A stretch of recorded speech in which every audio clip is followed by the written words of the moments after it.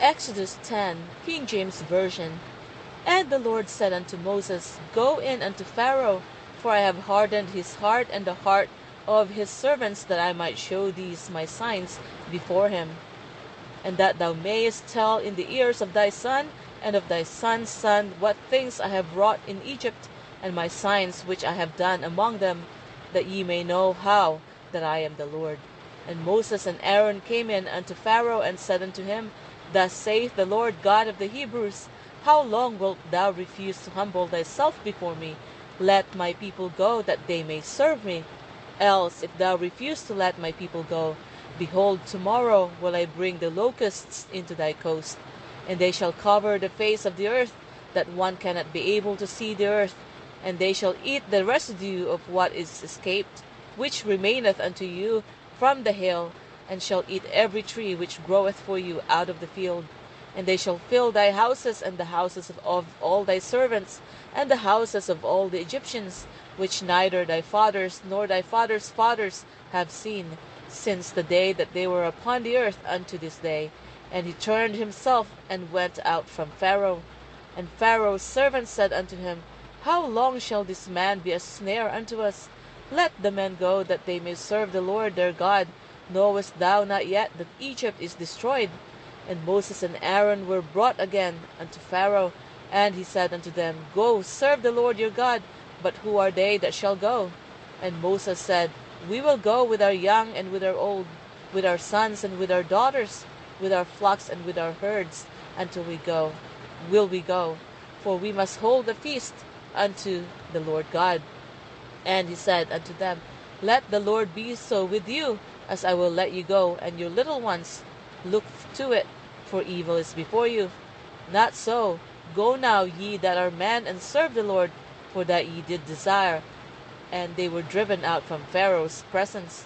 And the Lord said unto Moses, Stretch out thine hand over the land of Egypt for the locusts, that they may come up upon the land of Egypt, and eat every herb of the land, even all that the hail had left. And Moses stretched forth his rod over the land of Egypt, and the Lord brought an east wind upon the land all that day and all that night. And when it was morning, the east wind brought the locusts. And the locusts went up over all the land of Egypt, and rested in all the coasts of Egypt. Very grievous were they. Before them there were no such locusts as they, neither after them shall be such.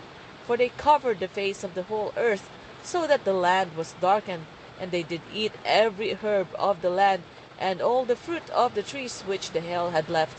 And there remained not any green thing in the trees, or in the herbs of the field, through all the land of Egypt. Then Pharaoh called for Moses and Aaron in haste, and he said, I have sinned against the Lord your God, and against you. Now therefore forgive, I pray thee, my sin only this once, and entreat the Lord your God, that he may take away from me this death only. And he went out from Pharaoh, and entreated the Lord.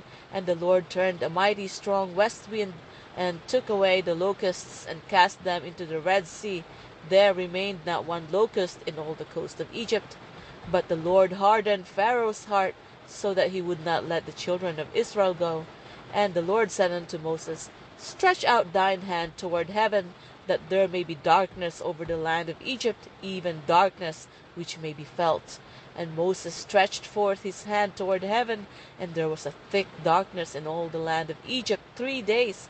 They saw not one another, neither rose any from his place for 3 days, but all the children of Israel had light in their dwellings. And Pharaoh called unto Moses, and said, Go ye, serve the Lord, only let your flocks and your herds be stayed, let your little ones also go with you. And Moses said, Thou must give us also sacrifices and burnt offerings, that we may sacrifice unto the Lord our God. Our cattle also shall go with us. There shall not an hoof be left behind, for thereof must we take to serve the Lord our God, and we know not with what we must serve the Lord until we come thither.